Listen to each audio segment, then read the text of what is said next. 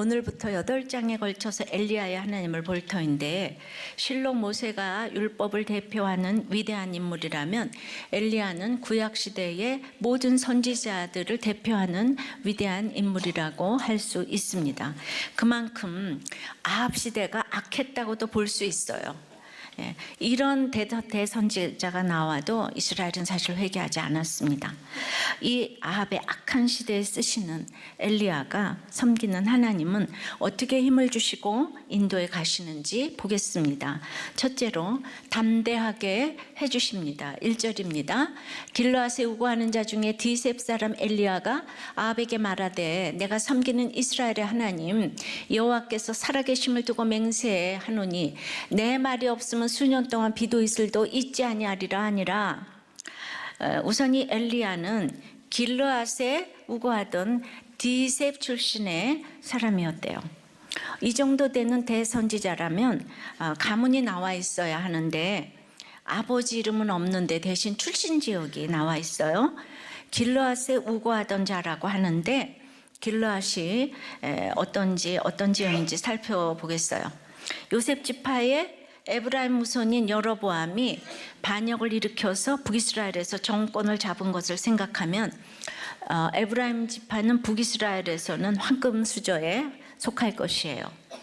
근데 엘리야는 역대상 7장 14절에 보면 므낫세의 아들들은 그의 아내가 낳아준 이스라엘과 그의 소실 아람 여인이 낳아준 길르앗의 아버지 마길이니, 즉 엘리야는 에브라임 형인 므낫세의 이 첩의 자손인 길르앗의 후손에 속하기 때문에 벌써 읽기만 해도 열등감과 차별 속에 살았을 것이고, 사사기에 보면 정통이라고 할 수 있는 에브라임 사람들에 의해 제일 상처를 많이 받았을 수 있죠.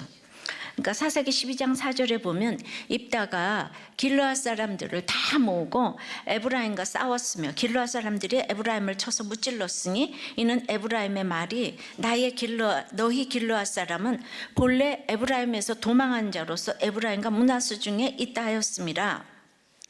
자, 사사기의 입다는 이 천이 여김받는 길르앗 사람이면서 기생의 아들로 가족에게 버림까지 받은 더블 트라우마가 있었어요. 그런데 엘리야의 경우는 길르앗에 살면서도 아예 가문조차 소개되지도 않았어요. 설명조차 할 군번이 되지 않는 가문이든지 부모가 없는 고아이든지 그렇게 생각이 돼요. 근데 그는 또 불같은 성정이었다고 하죠. 그래서 생각해 보니까 상처로 인해 분노 조절이 안 됐나 보다. 에브라임 지파가 무시하는, 그것도 내놓을 것이 전혀 없는, 성질까지 안 좋은 더러운 사람인데 그런 엘리야를 바알과 대적할 자로 아합에게 보내신 것입니다. 다시 말하지만 주의 일은 성품이 좋은 사람만을 쓰시는 게 진짜 아니에요. 엘리야가 금송아지 숭배의 북이스라엘에서 나의 하나님은 여호와시다라는 신앙고백적인 이름을 가진 것은 그가 이렇게 환경이 겸손했기 때문으로 보입니다.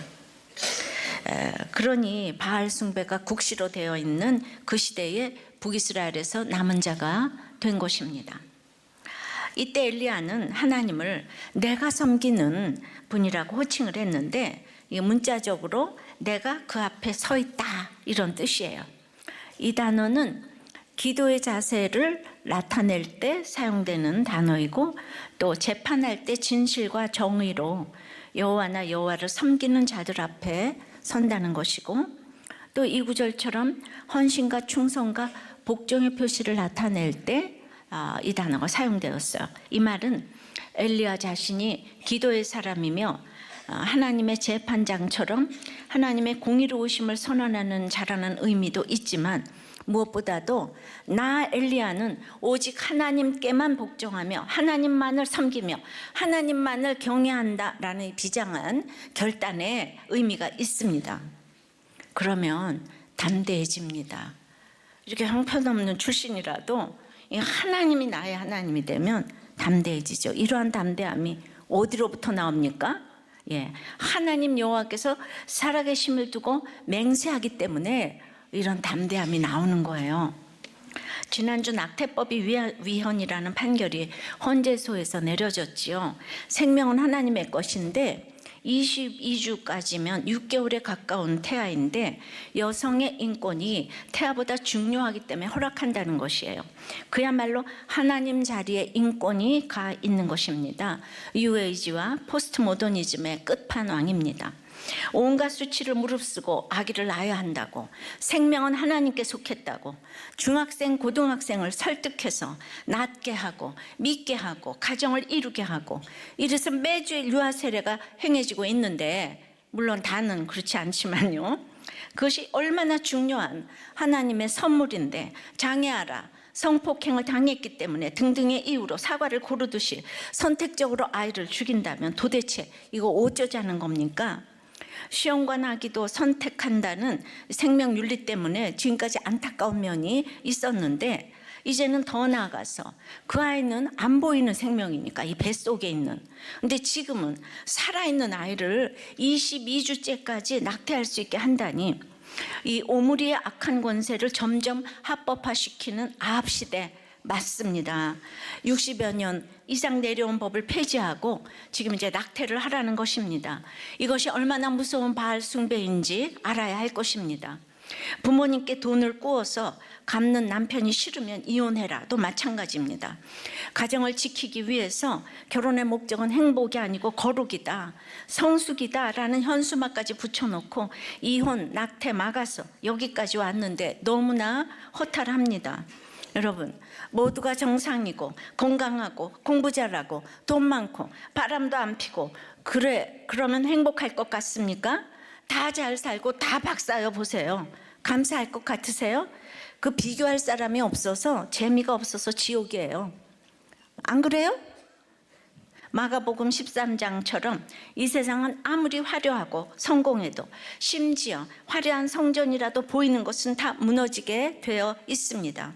근데 미리 무너져서 예수 그리스도의 징조를 볼 수 있는 것이 축복인데, 이 땅의 완전함이 다인 줄 알고 영적 시력이 마이너스라서 이렇게 징조를 보지 못하고 품질이 나쁘다고 다 골라내서 죽이고 이혼시킨다면 복음이 들어갈 기회가 원천 봉쇄되는 것이에요. 몰라도 너무 모르는 것입니다. 헌재의 7대2로 위헌이라고 생각하는 판사들이 압도적으로 많다는 것이 어떤 때보다도 위기라고 생각이 됩니다. 저도 물론 죄인이고 온전하지 않습니다. 그러나 이것은 다른 얘기라고 생각이 돼요. 우리들 교회는 그렇게 이혼, 낙태 죽자고 막았더니 2,000명 청년부가 정말 이혼하지 않고 낙태하지 않고 교회는 부흥되고 있습니다. 이것이 인구 절벽 시대에 애국 애족 아니겠습니까? 아이 낳는데 돈 얼마 준다고 아이 많이 낳나요? 근데 정말 우리들 교회 아이 많이 낳잖아요. 가치관이 바뀌어야 되는데, 그런데 가치관이 다르면, 그러면 나는 아이 낳기 싫은데 남편이 낳으라 그러면 이것도 이혼 조건이 되는 거죠. 가치관이 다르면 이혼하라는 시대에 살고 있어요. 이것이 나를 위한 것 같아도 집이고 교회고 나라고 다 망하는 결정인 거예요.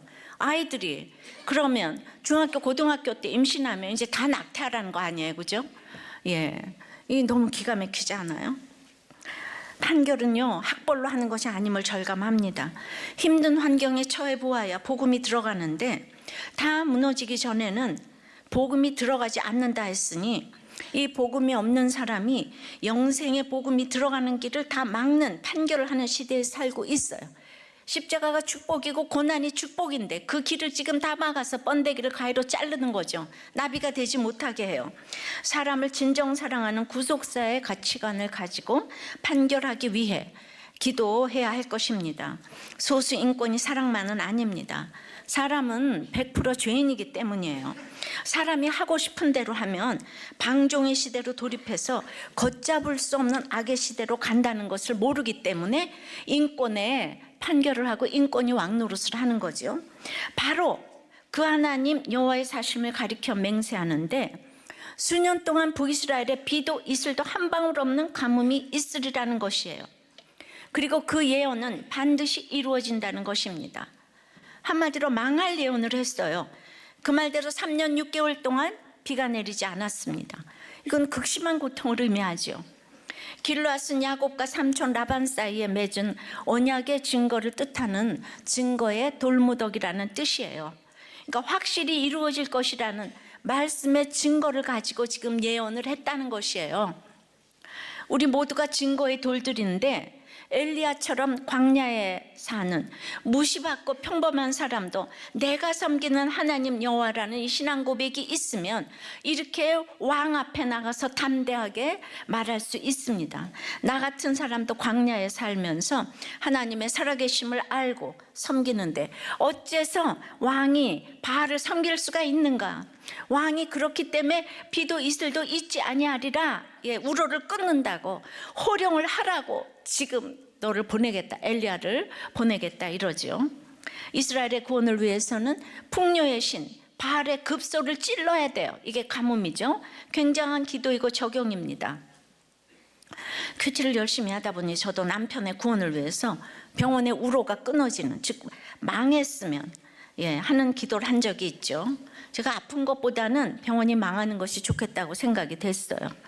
그래도 고난 중에 제일 쉬운 고난은 동고난이라는 생각이에요. 저도 이렇게 다 누울 자리를 보고 기도를 했어요. 제가 피아니스트고 남편은 의사니까 병원 망해야 뭐 밥 우리가 굶고 살겠는가.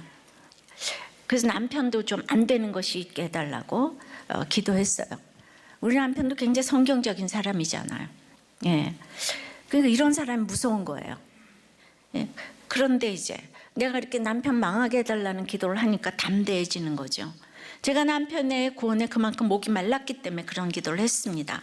내게 있는 풍요와 물질의 바알이 끊어지는 것이 나와 내 가정이 사는 길임을 믿고 우로가 끊어지리라는 말씀에 아멘으로 받아야 하는 것이 있습니다. 아멘입니까? 바알의 문화가 끊어지려면 세상 가치관이 물러가야 하고, 세상 가치관이 물러가려면 세상의 육이 무너져 봐야 하는 것입니다. 그러므로 아합이나 이스라엘로서는 우로가 끊어지는 것, 수년 동안 비도 이슬도 한 방울 없으리라 하는 말을 듣는 것이 복 중에 복입니다. 근데 지금 이 시간도 망하는 곳에서 그리스도를 봐야 한다는 이 말이 기분만 나쁠 것입니다. 성경은 옛날 이야기가 아니에요. 지금 우리에게 하시는 말씀입니다. 근데 이단은 적용 안 하죠.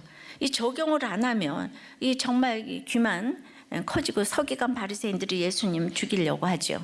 아침에 교회 오면서 이렇게 매주 설교 말씀을 듣고 평생 여기까지 왔는데 이걸 한 번도 안 듣고 세상에서 공부만 잘하고 이런 사람들하고 삶은 이게 어떻게 사라지겠나.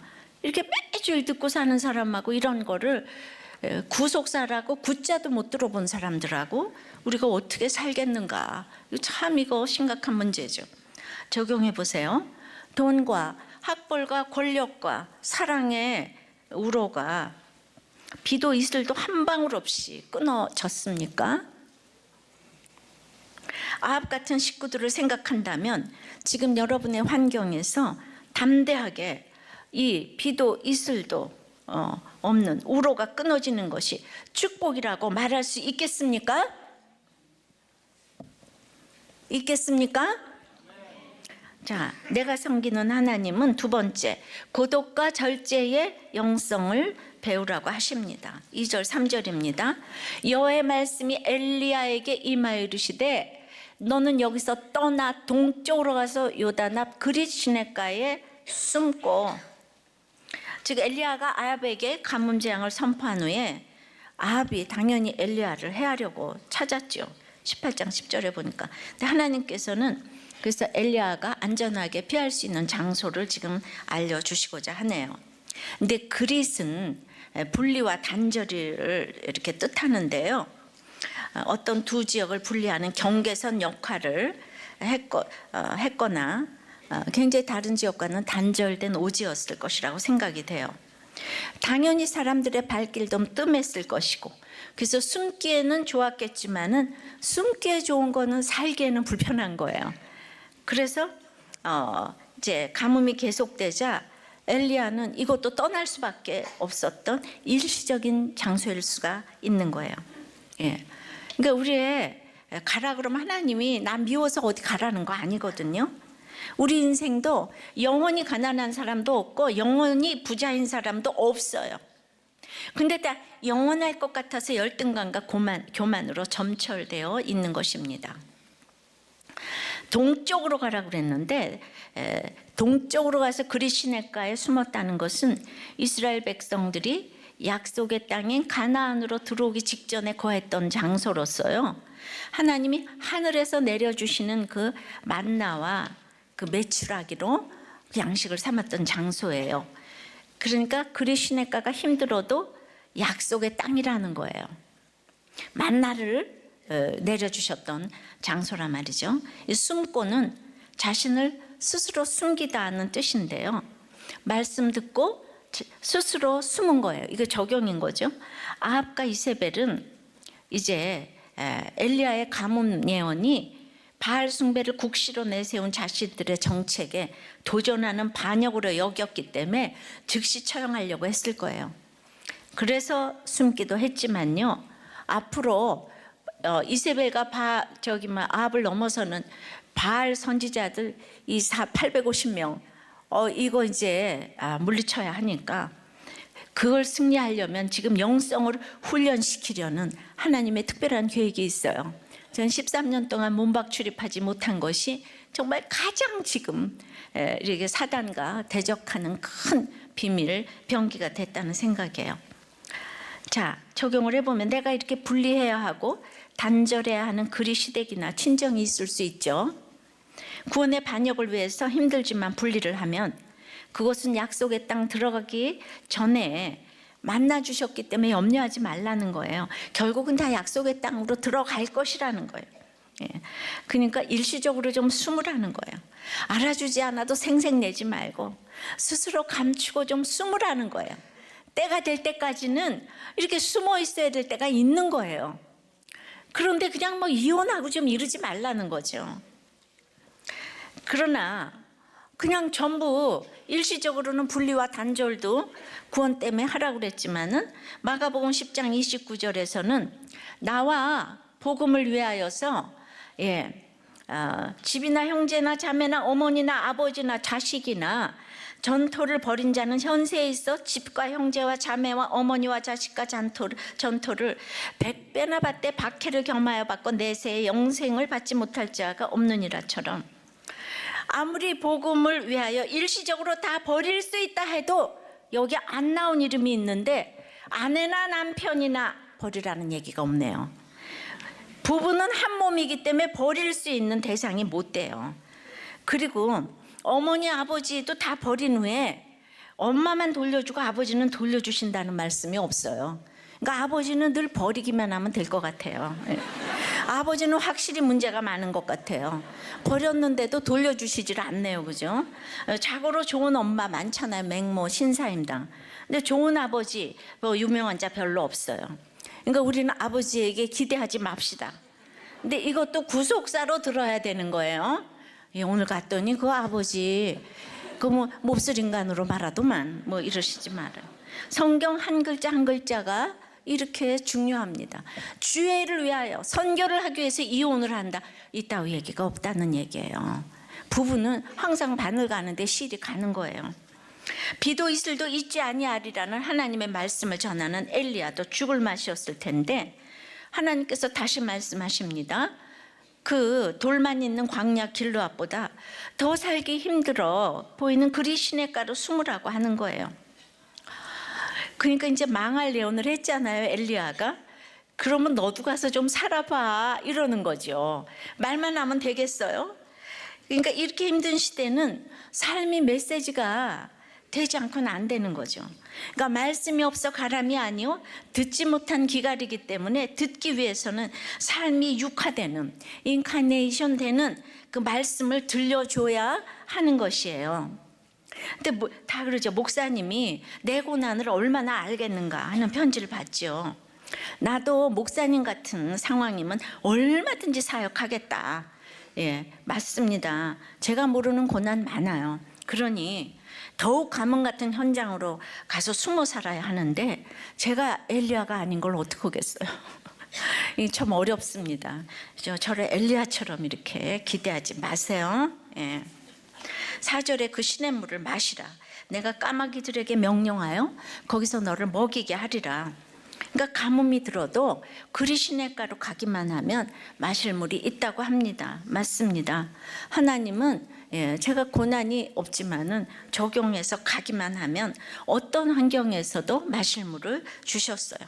아무리 말씀이 안 들리는 분들이 있다 해도 시간이 지나면서 그런 분들이 살아남과 달라짐 때문에 우리들 교회가 이렇게 명맥을 유지하면서 가고 있습니다. 엘리야처럼 무시받는 길르앗 출신으로 더 험한 그리 시냇가에 가라고 해도 내가 섬기는 하나님 때문에 칼같이 적용하는 분들이 가장 최고의 MVP십니다. 엘리야 같은 그런 분들 때문에 우리가 그 힘든 분들의 적용 때문에 우리가 복을 받는 거예요. 그래서 우리도 맹목적인 순종도 아니고 기복적인 순종도 아니고 구속사적인 구원의 순종을 하기 위해 끊임없이 말씀이 들리는 구조 속에 있어야 합니다. 물리적으로 공동체에 속할 수 없는 분들도 있을 것이에요. 그러나 공동체에 속하도록 마음속에 소원을 가지시기를 바랍니다. 그런 소원은 이루어 주시더라고요. 5절입니다. 그가 여호와의 말씀과 같이 하여 곧 가서 요단 앞 그리 시냇가에 머물매. 그가 여호와의 말씀과 같이 하여 곧 가서 머물매. 원어로 보면 그래서 그는 여호와의 말씀과 같이 가서 행하였고 그리고 그는 가서 머물렀다. 이 원문에는 가서가 2번이나 나와요. 엘리야는 말씀 인도 따라 오늘은 이곳 내일은 저곳 가려면 늘 갔다는 거예요. 어디서? 요단 시냇가에서 시돈 지방 사르밧으로, 다시 이스라엘 땅으로, 다시 갈멜산 정상으로, 다시 기손 시냇가로, 또 이스라엘 지방으로, 남방 유다 부엘세바로, 광야로, 호렙산으로, 그리고 다시 요한 계곡에 이르러서야 끝납니다. 이게 물론 지명만 말하는 건 아니에요. 자신의 사역을 요단 동편에서 마감했던 모세를 연상시키지요. 엘리야의 메시지가 모세가 가르치고 선포한 신명기 언약과도 관련되어 있다는 것이죠. 이 대단한 사역이 오직 말씀 인도 따라 했다는 거예요. 주의 인도하심 따라, 말씀 인도 따라 했다는 거예요. 성도의 최고의 삶은 말씀 인도 따라 사는 삶이에요.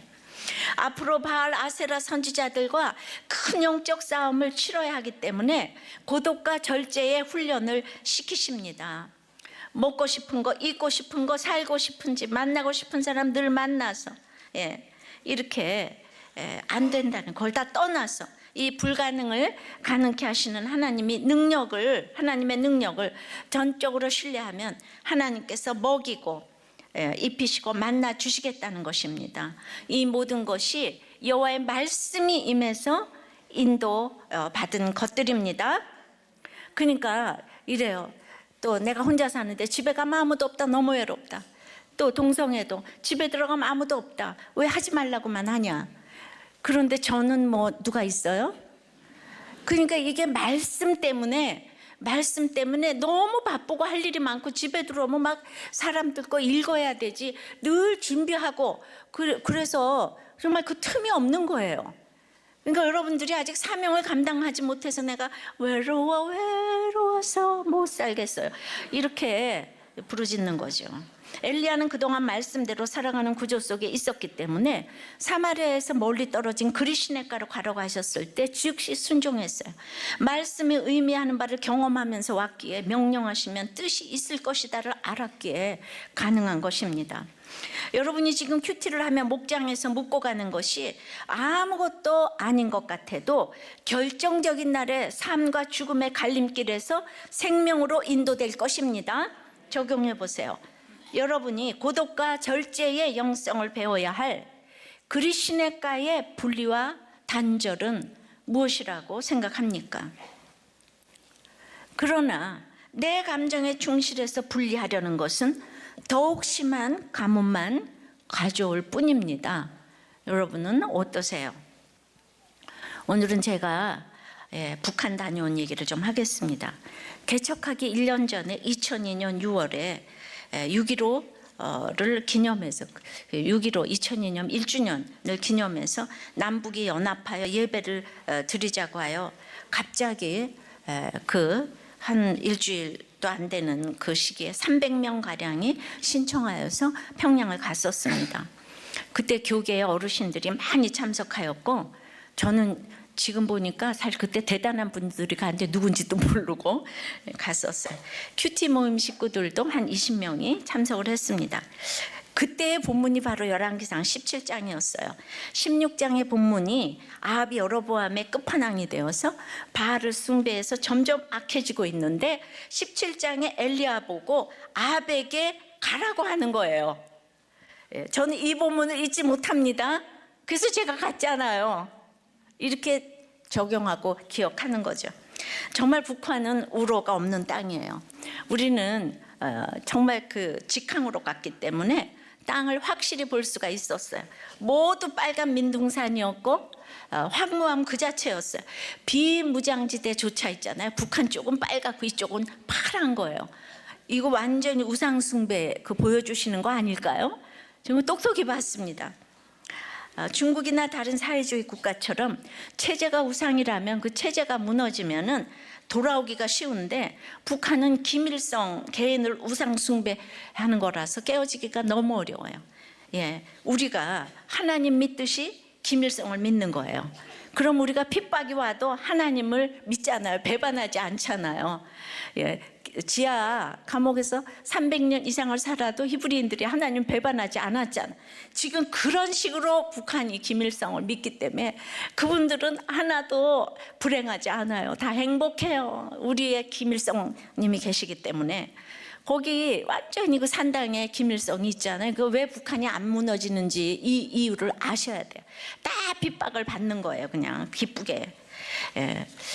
떠나기 전부터 이제 북한이 이랬다 저랬다 하면서 일정이 연기도 되고 그랬는데 가서 보니까 세계 어느 땅에 간들 그런 감격이 있을지 정말 남다르게 느껴지는 마음이 있었습니다. 이 세상의 땅끝 나라는 바로 북한이에요. 같은 외모에 같은 언어를 쓰는데 정말 하나도 안 통했어요. 70여 년간의 무서운 주입식 교육 때문에 모든 것을 거꾸로 알고 있었어요. 그냥 어디를 가나 경애하는 지도자, 경애하는 지도자 동지밖에 안 나와요.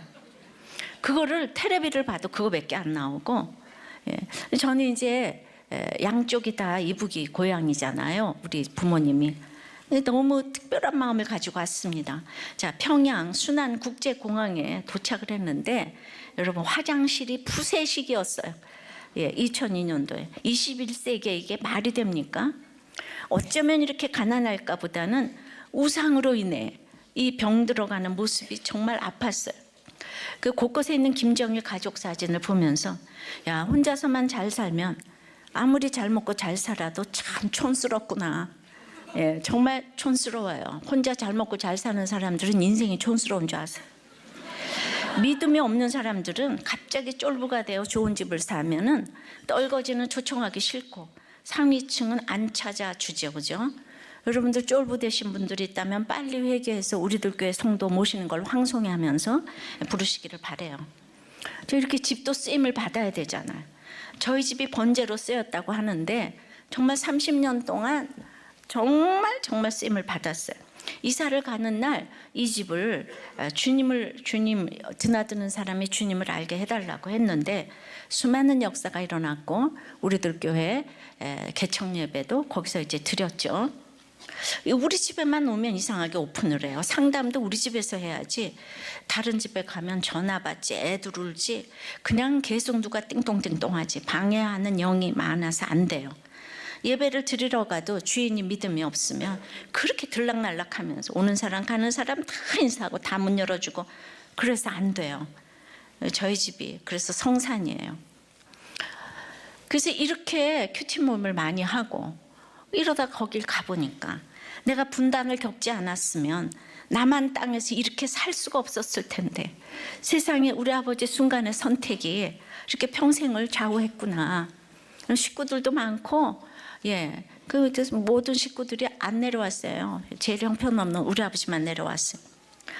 자, 최고의 공항이 푸세식인데 다른 곳은 볼 필요도 없잖아요. 지금은 모르겠습니다. 북한에 도착한 첫날은 하루 종일 호텔에서 300명 사진 찍는 일을 했어요. 우리가 5장씩 사진을 냈는데 또 다시 사진이 부족하다고 해서 직항까지 타고 간 우리가 하루 종일 300명 사진 찍느라고 고려 호텔에서 시간을 다 보냈어요. 그리고 비자가 발급될 때까지 호텔에서 한 발짝도 나갈 수 없다고 해서 이렇게 보냈습니다. 거기가 목적은 6.15 기념 그 예배 드리러 간 거기 때문에 우리 예배 드리는 건 미리 스케줄에 다 나와 있었거든요. 그래서 하루는 꽁치고 다음날 새벽 6시에 스케줄대로 예배를 드리기 위해서 식당으로 내려갔더니 또 지시가 안 내려왔다고 식당 문을 안 열어주었어요. 그래서 1시간 동안 거기 올라갈 수도 없어요, 여러분. 예, 그냥 한번 내려오면 있어야 돼요.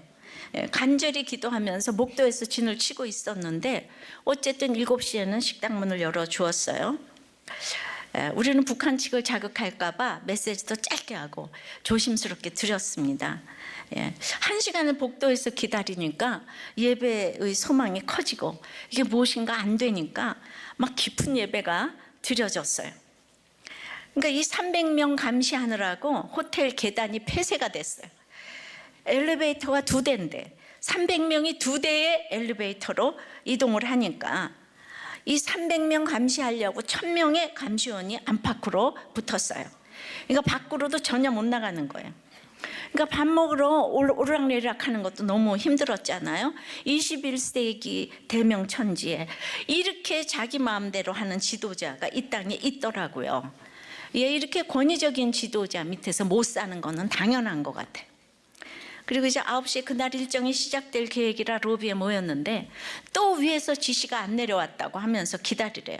그러니까 제일 문제는 아리랑 축전 참관 여부인데 100만 명 평양 인구 중에서 10만 명이 참여하는 그 카드 섹션, 거기에 우리를 초청한 건데 왜냐하면 100불, 200불씩만 내도 수입이 대단하기 때문에 갑자기 초청을 했는데 동부 유럽에서 이 참가할 사람을 모집해서 관광 수입 올리는 것이 지금 이제 그 카드 섹션의 주요 이제 목적이고 사업이잖아요. 그러니까 우리를 갑자기 올려고 하니까 예배라는 미끼를 던졌는데 우리가 갈 때 국정원 측 입장은 참석 불가였다는 거예요.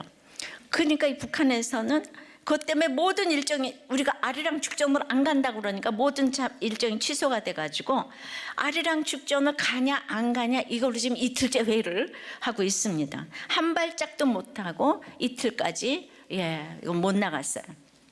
그런데 이제 세 번째는 의외의 사람이 이제 돕게 하십니다. 6절부터입니다. 까마귀들이 아침에도 떡과 고기를 저녁에도 떡과 고기를 가져왔고 그가 시냇물을 마셨으나 땅에 비가 내리지 아니하므로 얼마 후에 그 시내가 마르니라. 여호와의 말씀이 엘리야에게 임하여 이르시되 너는 일어나 시돈에 속한 사르밧으로 가서 거기에 머물라. 내가 그곳 과부에게 명령하여 내게 음식을 주게 하였느니라. 성경에서 까마귀는 부정한 새로 언급되어 있죠. 이는 이후 나오는 사르밧 과부의 기사와 연결되는 것이기도 합니다. 즉 이스라엘이 온통 우상 숭배로 하나님께 죄악을 범하는 이 시점에서 내가 섬기는 하나님을 전하고자 하는 이 하나님의 의로운 사자를 공개한 것은 거룩하다고 여겨지는 동물들이나 믿는 이스라엘 백성이 아니라 까마귀와 같이 부정한 짐승이나 부정한 자로 취급받았던 이방 여인, 그것도 과부와 같이 가난하고 소외된 자라는 것입니다. 그런 분들이 오셔서 말씀이 들리는 것을 너무 많이 접하면서 우리도 교회예요. 감사를 드리지 않을 수 없습니다. 그런 분들에게는 감사가 있습니다. 왜 안 들리느냐고 할 필요도 없습니다. 요즘 마가복음 본문에서도 서기관과 대제사장은 섬기기는커녕 예수님이 진리를 말함으로 다 죽이고자 함을 볼 수 있잖아요. 정말 이런 분들은 말씀이 들려요. 여러분, 말씀이 여기 와서 앉아 있는 것만 해도 저한테 무슨 욕을 하건 간에 욕을 해도 알아야 욕을 하잖아요. 말씀 다 꿰고 욕하세요. 그러기 때문에 말씀이 들리면 금세 바뀌어지는 거예요. 근데 정말 아합 같은 이런 교양 있는 분들이 여기 한 번도 안 오잖아요. 아무리 욕을 해도 와서 앉아 있는 거는 소망이 있어요. 저는 그런 분들을 너무 사랑해요. 욕을 하거나 말거나 상관없이 앉아만 계시면 I love you 이렇게 되는 거죠. 진짜 다 변하는 거예요. 예. 엘리야는 까마귀가 가져온 음식을 먹으며 시내가에 숨어 있었는데 시내가 마르자 다시 여호와의 말씀이 엘리야에게 임합니다. 너는 일어나 사르밧으로 가서 거기 머물라 하시는 거예요. 예. 그런데 엘리야가 우리와 다른 것은 또 어디로 가서 혼자 어떻게 지내나 하는 이 불신의 갈등 없이 명령하신 바대로 행했다는 거죠. 예. 아까도 말했지만 진짜 이렇게 혼자 사는 게 다 무서워요. 혼자 사는 게. 그러니까 저도 30대부터 지금 혼자 산 거잖아요. 저는 혼자 살고 있는데 여러분이 왜 이렇게 못 살아요? 그게 말씀이 없어서 그래요. 까마귀도 사르밧과부도 모두 내 인생을 도와줄 것 같지 않은 부류들이죠. 그러니까 이 목장이 다 찌질해배죠. 근데 목장이 우리를 돕는데 어디 가서 로타리 클럽에 가서 사람들 끼리끼리 만나지 못해서 그 난린 거예요. 그러니까 우상 숭배가 극심하고 잘 먹고 잘 사는 데만 혈안이 되는 사람들한테 가서 이 복음을 전하면 나를 싫어하고 대적할 것이 뻔합니다. 근데 그런 상황에서 나를 도와줄 사람은 이렇게 보잘것없어 보이고 힘든 환경 가운데 살아가는 이 과부와 같은 한 사람이죠. 항상 의외의 사람이 나를 돕는 거예요. 지금까지 인생을 돌아보면 그 말이 정말 이제 맞는다는 얘기를 하고 싶어요. 까마귀와 이제 이런 과부 같은. 그러니까 고린도전서 1장 27절부터 보면 그러나 하나님께서 세상에 미련한 것들을 택하사 지혜 있는 자들을 부끄럽게 하려 하시고 세상에 약한 것들을 택하사 강한 것들을 부끄럽게 하려 하시며 28절에도 하나님께서 세상에 천한 것들과 멸시받는 것들과 없는 것들을 택하사 있는 것들을 폐하려 하시나니 이는 아무 육체도 하나님 앞에서 자랑하지 못하게 하려 하심이라. 아멘. 그러니까 이런 분들을 귀하게 여기니까 우리도 교회가 부흥하는 거예요. 그리고 정말 저는 이런 분들이 제일 좋아요. 교양이 있으면 뭐예요? 말씀이 하나도 안 들리는데.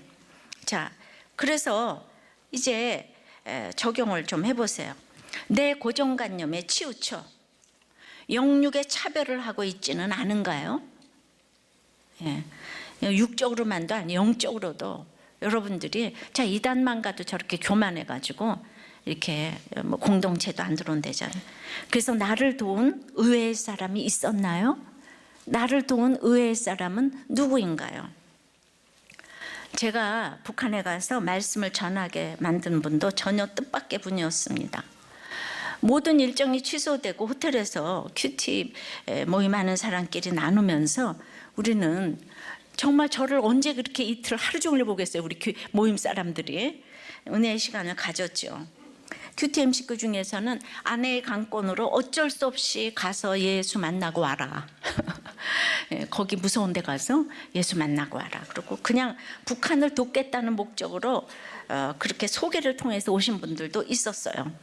제가 1000명이 되는 사람한테 가자고 그랬더니 다 비행기 값 아까워서 갈 사람이 한 5명밖에 없어. 1000명 중에. 우리가 그렇게 가난했다고. 그러니까 누구 이제 이렇게 해가지고 좀 비행기 값 낼 수 있는 사람. 갑자기 그래서 제가 이렇게 같이 가게 된 분들이 있어요. 그런데 거듭된 회의 끝에 투표를 거쳐서 아리랑 축전에 갈 사람만 가고 나머지는 일정을 진행하기로 했어요. 근데 저는 기왕 거기까지 갔는데 큰일 날 줄 알고 아리랑 축전을 보지 못하고 온 것이 지금까지 후회가 너무 됩니다. 정말 오늘 정말 후회가 돼요. 그걸 봐야 되는데. 자, 그 이틀을 지나고 3일째 주일 아침이 되어서 우리는 봉수교회 칠골교회에서 같이 예배를 드리기로 한 날인데 북한이 다시 제동을 걸어와서 나머지 사람도 아리랑 축전에 참석할 것을 요구하고 자, 오늘은 예배 드리지 말고 묘향산 관광을 하라고 했어요. 더 이상 기다릴 수 없으니까 준비회 측에서 지나간 이틀의 일정을 다 포기할 수 있었다. 그러나 믿는 자로 주일 예배는 생명을 걸고 사수한다고 그 식당에서 금식을 선언하고 모두가 아멘으로 화답을 했어요. 그동안은 도청당할까 조심하던 기도와 찬양을 식당에서부터 금식하자고 돌아가면서 갑자기 한 목사님이 나가서 말씀하고 기도하자고 하면 주여 하고 예배를 본 거예요. 마음대로 예배를 드리는 거예요. 예. 게다가 그냥 찬양대까지 갔기 때문에 찬양, 말씀, 기도, 아멘, 할렐루야 예.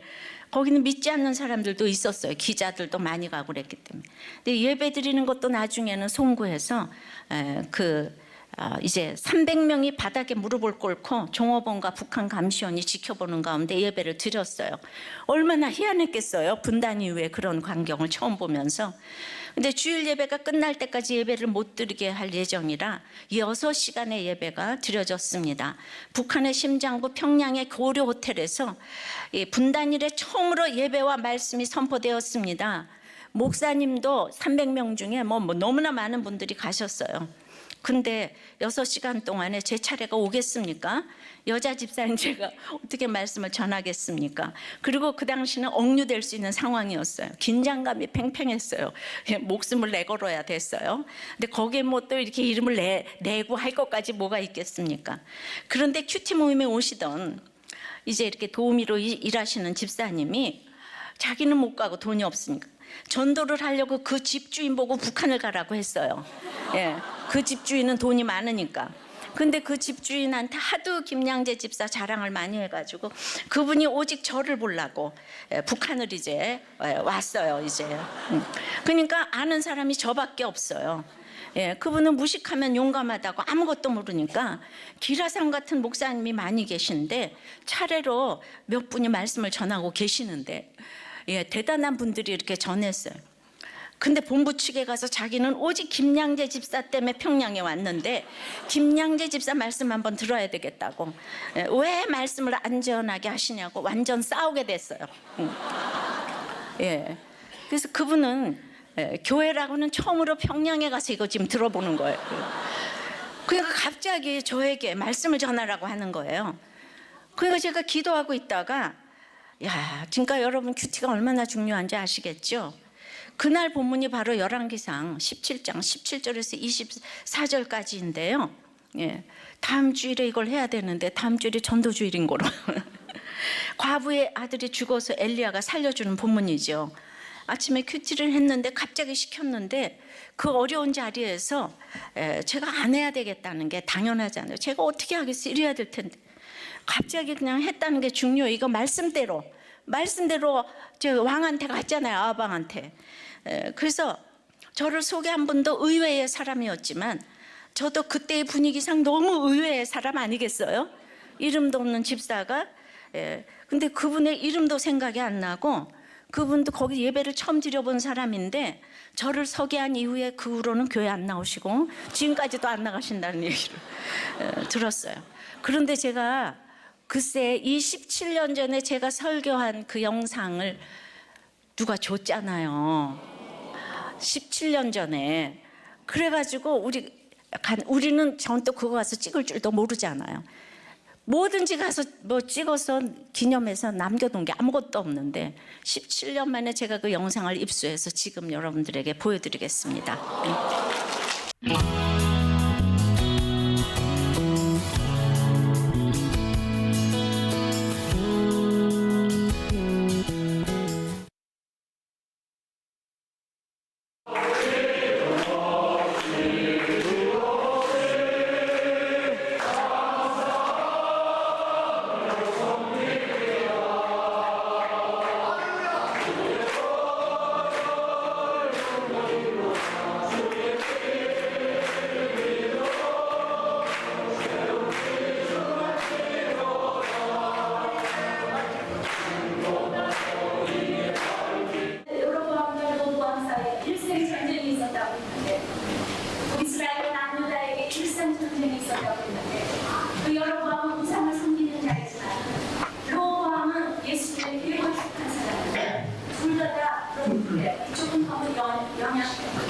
이쪽이 아무리 예수님의 피로 되어가는 남유다의 피부라고 할지라도 너무 연약해서 여러 마음을 힘을 많이 그런 힘이 없기 때문에 그런 부재 상태가 300여 년 동안이나 계속되지 않았다 생각하면서 19절에 저에게 말을 달라하여 그를 그 여인의 품에서 취하려 하고 자기의 거처한 가락에 올라와서 신상을 보이고 자기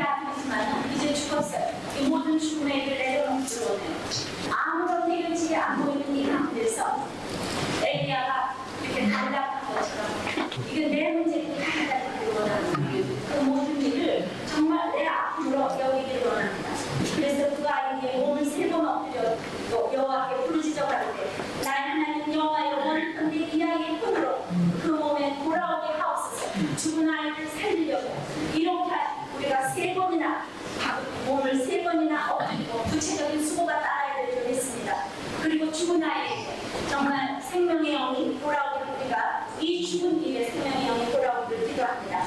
여호와께서 엘리야의 소리를 들으셨습니다. 우리의 소리를 들으시는 하나님인 줄 믿습니다. 그분이 몸으로 돌아오고 살아난지라. 아멘. 살아나는 역사로 우리의 예배가 살아났고 우리의 왔다간 사람들의 영적 예배가 회복되는 줄 믿습니다.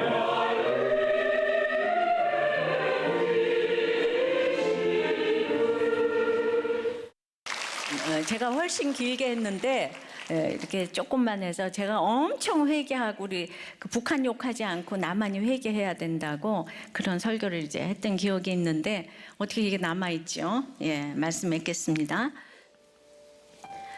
참으로 그리시네가에 가서 숨으라고 시냇물을 마시게 하겠는데 나를 도와줄 사람은 정말 의외의 까마귀와 이 부정한 여인 사르밧 과부가 나를 도와준다는 걸 생각하면서 우리에게 그 차별이 있는 걸 불쌍히 여겨 주시옵시고 모든 사람들을 주 안에서 같이 볼 수 있도록 정말 예수 안에서 볼 수 있는 그 심장을 저희들에게 허락하여 주시옵소서.